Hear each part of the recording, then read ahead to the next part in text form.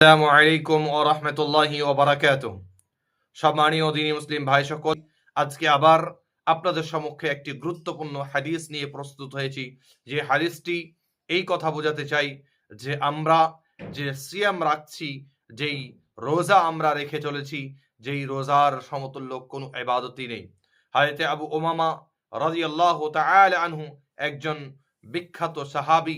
তিনি বলেন যে এক সাক্ষাৎকারে রাসূলুল্লাহ সাল্লাল্লাহু আলাইহি ওয়াসাল্লামকে তিনি জিজ্ঞাসা করলেন, তো ইয়া রাসূলুল্লাহ মুরনি বিআমরিন ইয়ানফাউনি আল্লাহু বিহ, হে আল্লাহ পাকের রাসূল সাল্লাল্লাহু আলাইহি ওয়াসাল্লাম, আপনি আমাকে এমন একটি ইবাদত সম্পর্কে বলেন, এমন একটি আদেশ দেন, যেই আদেশের উপরে আমি যদি আমল করি তাহলে পরে আল্লাহ সুবহানাহু ওয়া তাআলা আমাকে তার দ্বারা দিয়ে লাভবান করবেন, বা আল্লাহ সুবহানাহু ওয়া তাআলা আমাকে লাভ পৌঁছাবেন। ইয়ানফাউনিল্লাহু বিহি, আল্লাহ তাআলা আমাকে লাভবান করবেন, আল্লাহ তাআলা আমাকে মঙ্গলময় করবেন আমার জন্য।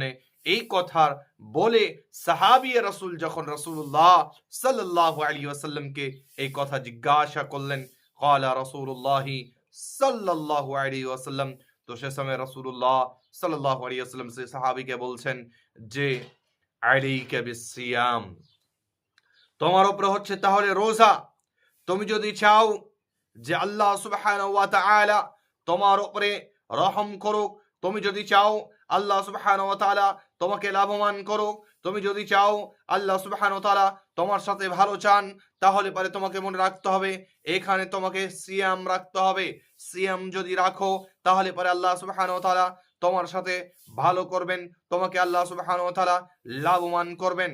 এবং রাসূলুল্লাহ সাল্লাল্লাহু আলাইহি ওয়াসাল্লাম তারপরে বলছেন ফাইন্নাহু লা মিসলালা, তারপর রাসূল সাল্লাল্লাহু আলাইহি ওয়াসাল্লাম বললেন ফাইন্নাহু লা মিসলালা, এটি এমন একটি ইবাদত, এটি এত গুরুত্বপূর্ণ ইবাদত যার মোকাবিলায় কোনো ইবাদত নেই। এরকমই আরেকটি বর্ণনায় হযরত আবু উমামা রাদিয়াল্লাহু তাআলা আনহুর ব্যাপারে বলা হলো যে হযরত আবু উমামা রাদিয়াল্লাহু তাআলা আনহু রাসূলুল্লাহ সাল্লাল্লাহু আলাইহি ওয়াসাল্লামকে জিজ্ঞাসা করলেন আইয়ুল আমালি আফদল, সবচাইতে আফদল, সবচাইতে গুরুত্বপূর্ণ এবং নেকির আমল কি? রাসূলুল্লাহ সাল্লাল্লাহু আলাইহি ওয়াসাল্লাম সে সময় বললেন আলাইকা বিসসাম, তোমার উপরে হচ্ছে সম।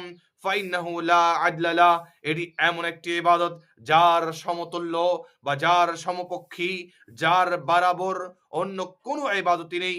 অতএব আমরা বুঝতে পারলাম যে এই রমাদান মাসের সিয়াম বা বাকি যে সিয়াম রয়েছে, সেই সিয়ামের মোকাবিলাতে অন্য কোনো ইবাদতই হতে পারে না। তাই আমাদেরকে প্রত্যেক ইবাদতের নাই এই ইবাদতকে তার চাইতে বেশি গুরুত্ব দিয়ে আমল করা উচিত, কারণ এর সমকক্ষী কোনো ইবাদতই নেই। এই কথা রাসূলুল্লাহ সাল্লাল্লাহু আলাইহি ওয়াসাল্লাম বলেছেন। সম্মানীয় উপস্থিতি, যদি আমি আপনি আজকে এই সিয়ামকে শুধুমাত্র আমাদের কাজকর্মের কারণে ত্যাগ দিই, ছেড়ে দিই, তাহলে পারে সেটা বৈধ হবে না, সেটা হবে হারাম। কেন? কারণ হচ্ছে সুবহানাহু ওয়া তাআলা বলেছেন যে এই রমাদান মাসের সিয়াম প্রত্যেক মুমিনদের উপরে তিনি ফরজ করেছেন। শুধুমাত্র তারা যাদেরকে আল্লাহ সুবহানাহু ওয়া তাআলা ছাড় দিয়েছেন তারা হচ্ছে যারা অসুস্থ তারা, এবং যারা সফরে থাকবে তাদেরকে আল্লাহ সুবহানাহু ওয়া তাআলা ছাড় দিয়েছেন।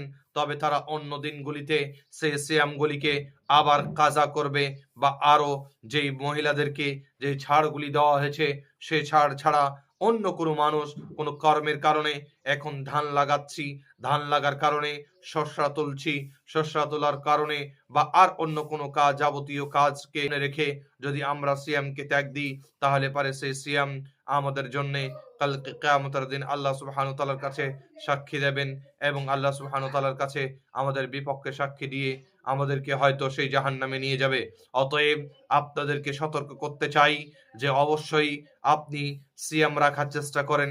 আমরা সবাই আল্লাহ তাআলার কাছে দোয়া করি যেন আল্লাহ সুবহানাহু ওয়া তাআলা আমাদের সবাইকে এই রমাদান মাসের খাস করে সিয়াম রাখার জন্য তৌফিক দান করেন।